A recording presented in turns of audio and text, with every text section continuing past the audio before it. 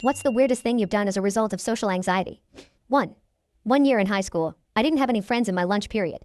Instead of making friends with the other kids, I'd eat really fast, say I had to go study in the library, and then just wander around the halls until lunch was over.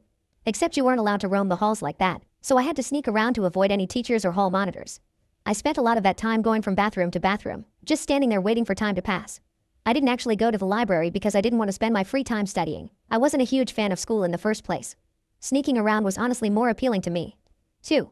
I asked a worker in the mall for assistance the other day. She looked at me really weird and said she didn't work there.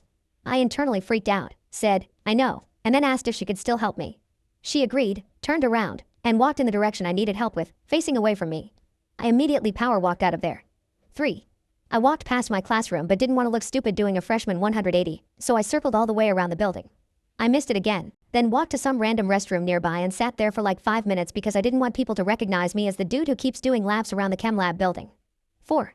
I was going to leave my room to make dinner, but then I heard my roommates and their friends talking outside. I didn't want to talk to them, so I waited until they left and just bought takeout instead.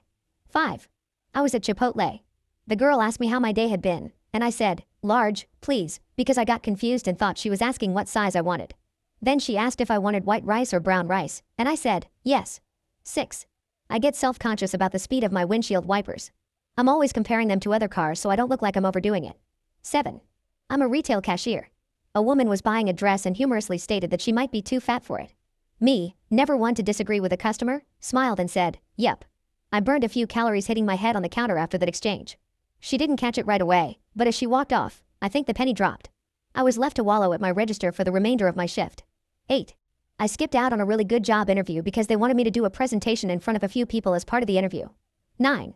I've gotten out of my car, walked up to the house where a party was happening, then walked back to my car, then walked back up to the house, then back to my car, until I finally texted my friend at the party, asking him to come get me outside so I wouldn't have to walk in front of the crowd alone. 10. The other day at my small office, I went to the bathroom to fix my shirt, which I had accidentally worn inside out. When I entered the stall, the bathroom was empty. As I flipped my shirt around, someone walked into the stall next to me. I also used some toilet paper to wipe my nose and dropped it in the bowl. This triggered the auto flush sensor, and it flushed.